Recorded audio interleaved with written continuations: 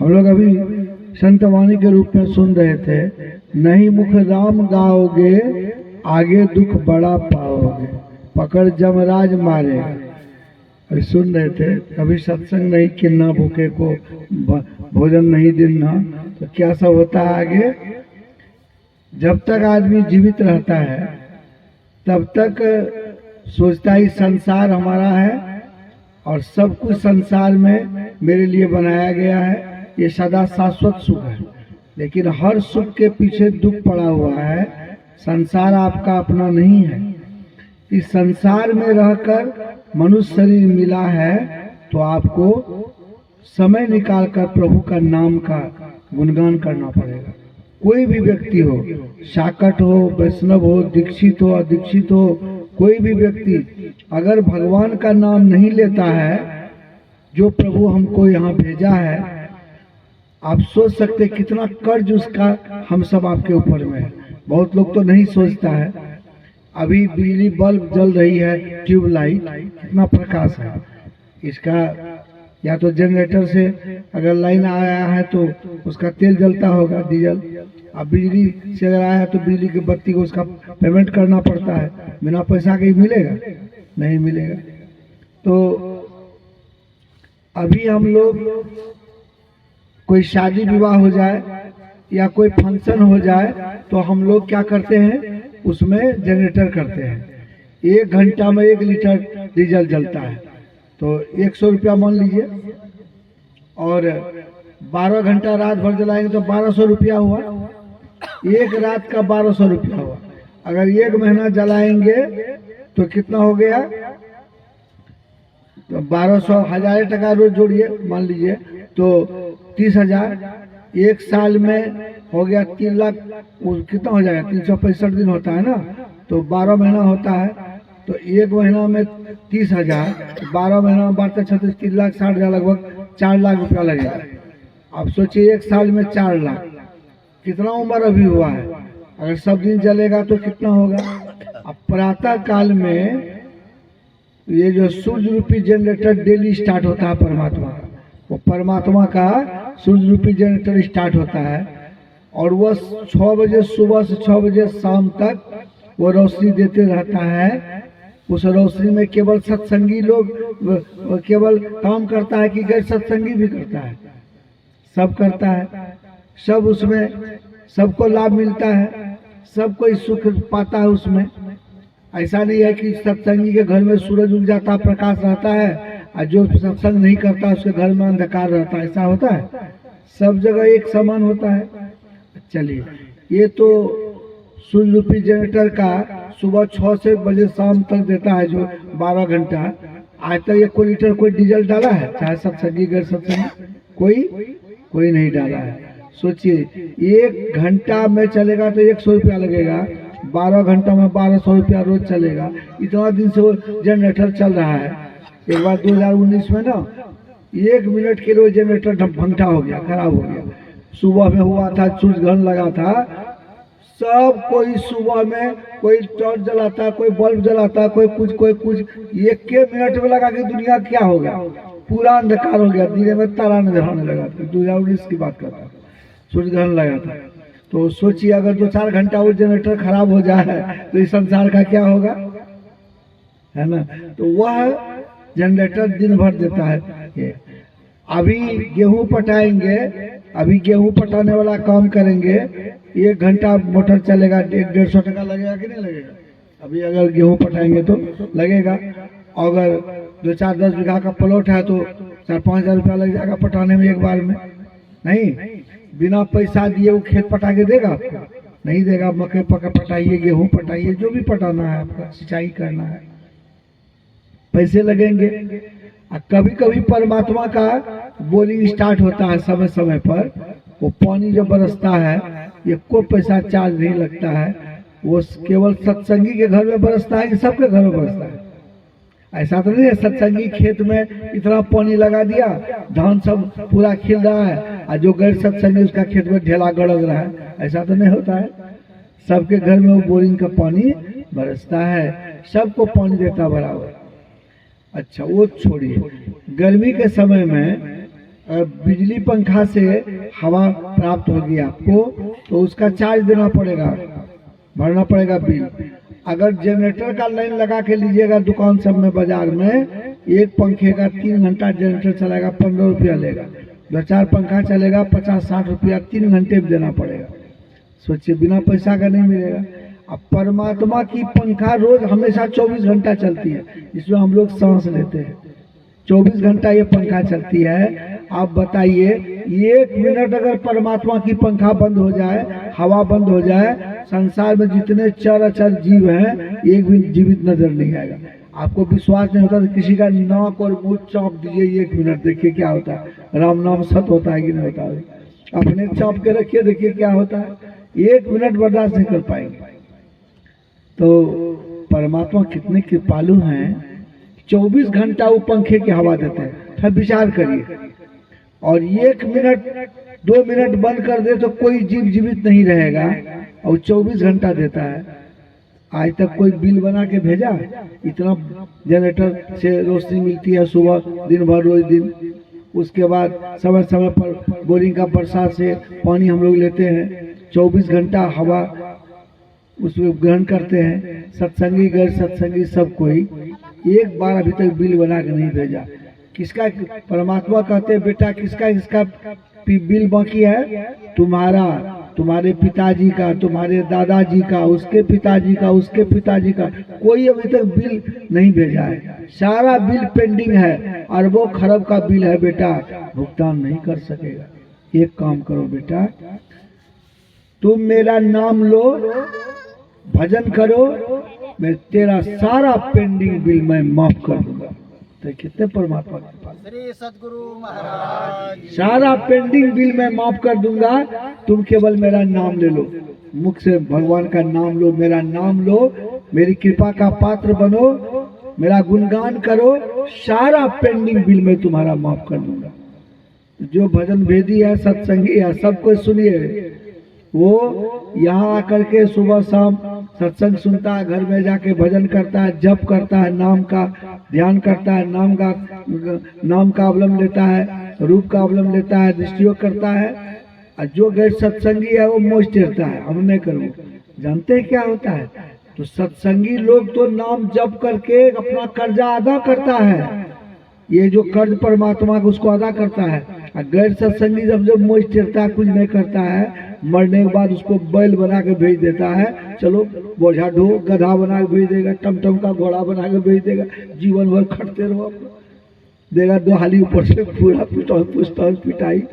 तो इस तरह नहीं मुख राम गाओगे, आगे दुख बड़ा पाओगे। मर गया, सब कोई लाश ले जाता है, क्या कहता है? राम नाम सत है। तो सत तो उनका नामे है। कबीर साहब लिखते हैं, अखंड साहब का नाम और सब खंड है, खंडित मेरु सुमेरु खंड ब्रह्मांड है, थिर न रहे धन धाम जगत पतंग है। कहते कहते क्या कहे कबीर, चित चेतो यही भल रंग है। केवल प्रभु का जो नाम है, जो मरने पर लोग कहता राम नाम सत है, जिंदा में नहीं, मरने पर राम नाम सत है, तो वही परमात्मा का नाम केवल सत है, वही अखंड है। बाकी जितना चीज देखते हैं, सूरज चांद सितारे, आकाश पाताल, अग्नि मिट्टी, हवा पानी, 7 समुद्र, 8 पहाड़, 3 लोक, 9 खंड, 14 भुवन, सब नाशवान है, सब खत्म होने वाला। एक परमात्मा का जो नाम है वही अखंड है। अब सोच सकते हैं, इसीलिए उस नाम की कितनी महिमा है, वो सब वही अखंड है। इसीलिए परमात्मा के नाम का, राम नाम का नाम, राम का नाम तो सत्य है ही।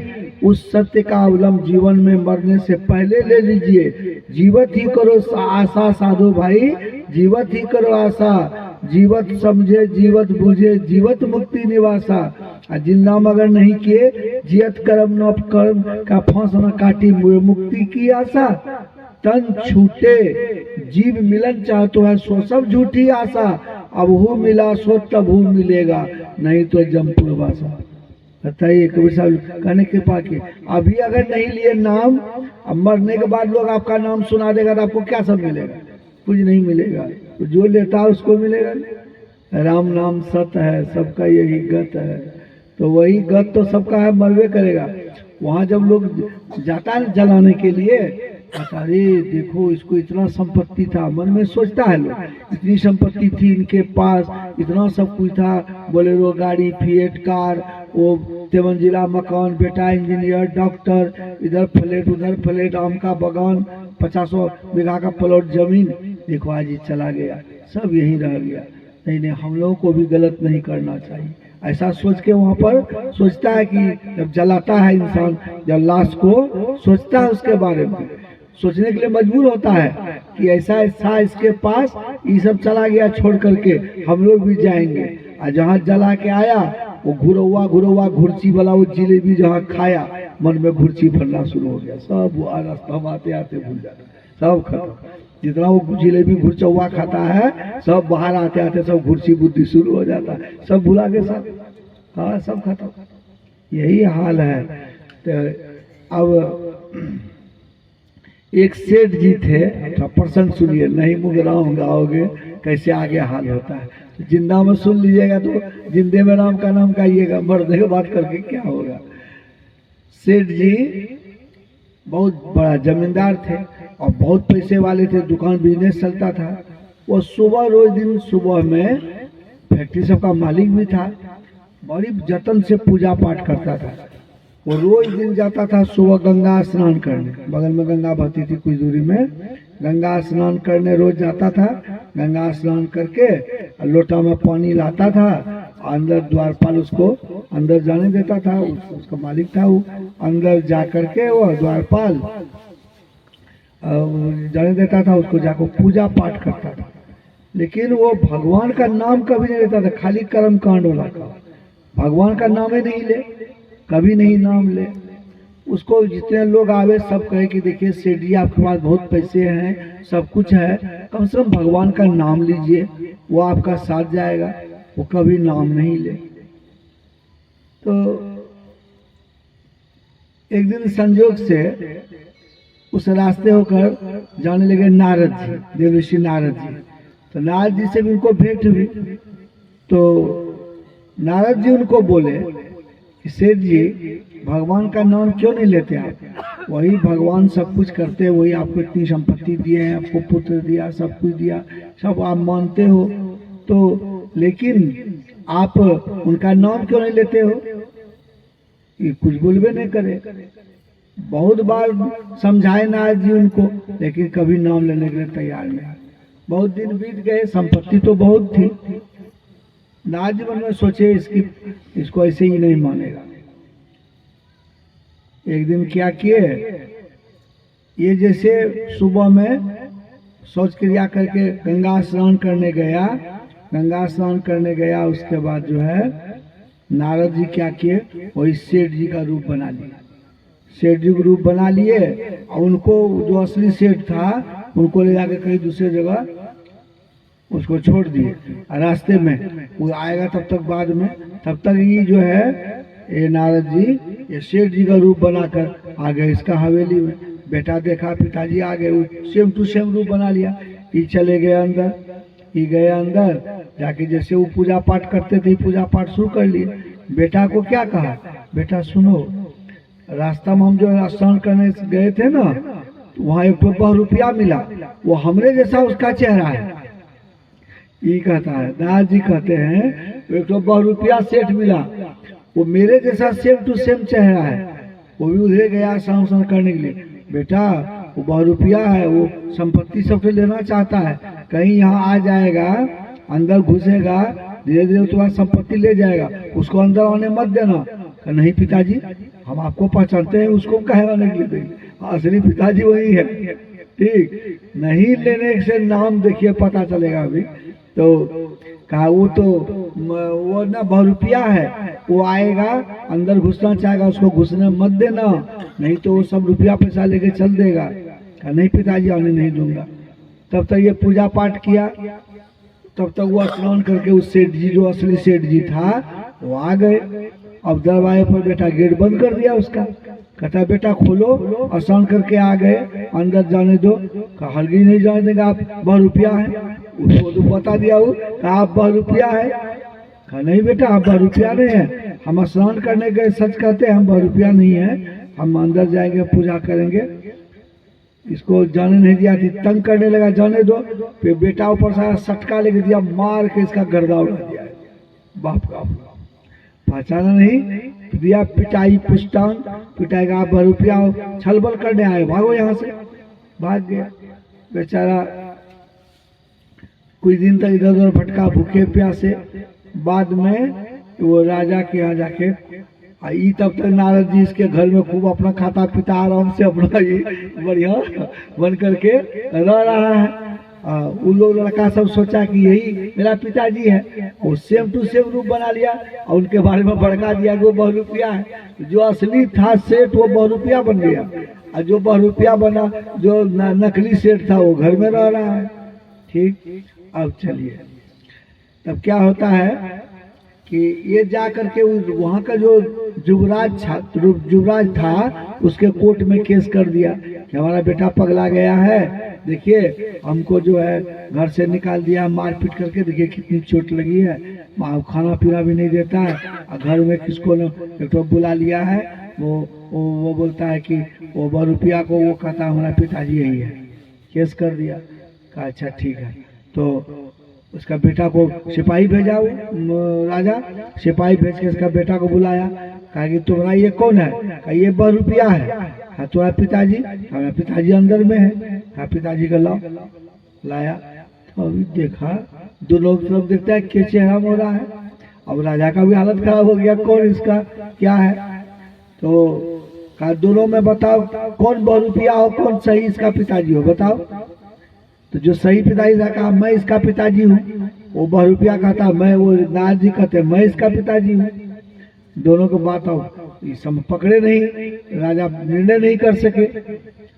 तो वो जो नारद जी थे वो कहे कि सुनिए, ये घर बनाने में कितना पैसा लगा है ये सब हम रजिस्टर में लिखे हैं, और बेटा का शादी करने में कितना तिलक दिया वो लिखे हैं, कितना पैसा कौन विधि में खर्चा किए सब लिखे हैं।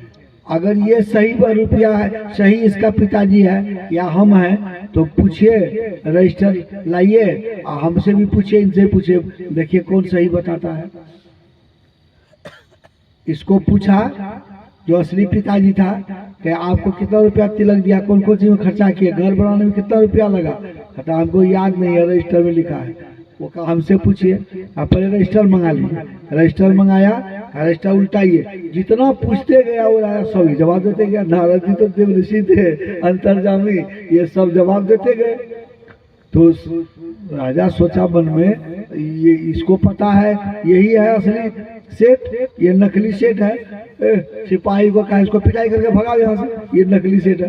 पिताजी को इतना पिटाई किया, बेचारे का चमड़ा उधार दिया, बेचारे मार करके भगा दिया। जो असली सेठ था भगा दिया।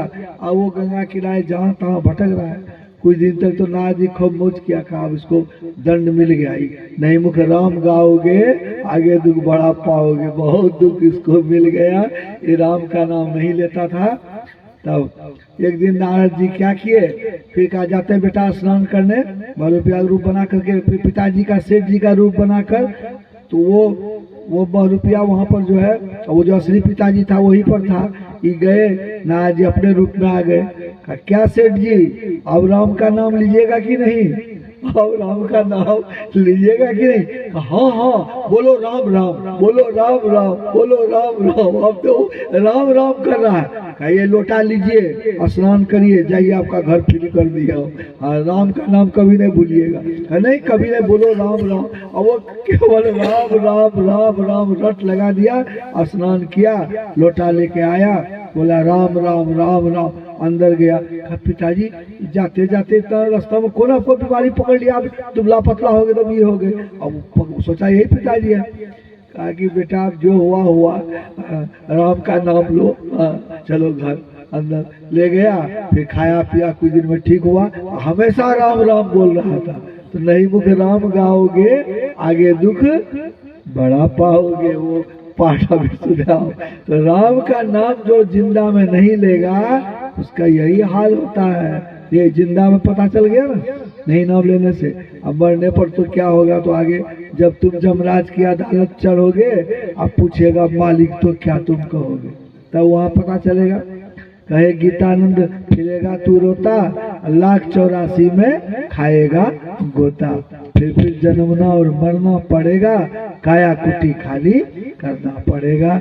रेमन मुसाफिर निकलना पड़ेगा, काया कुटी खाली करना पड़ेगा। इसीलिए भगवान का जो नाम है, नर्तन मिला है तो जतन कर ले, कुछ जतन कर ले, जग में थोड़ा थोड़ा गुरु का भजन कर ले, जग में थोड़ा थोड़ा गुरु का भजन कर ले। थोड़ा थोड़ा समय निकाल करके भगवान का नाम ले लीजिए, नहीं तो आगे बड़ा दुख होने वाला है।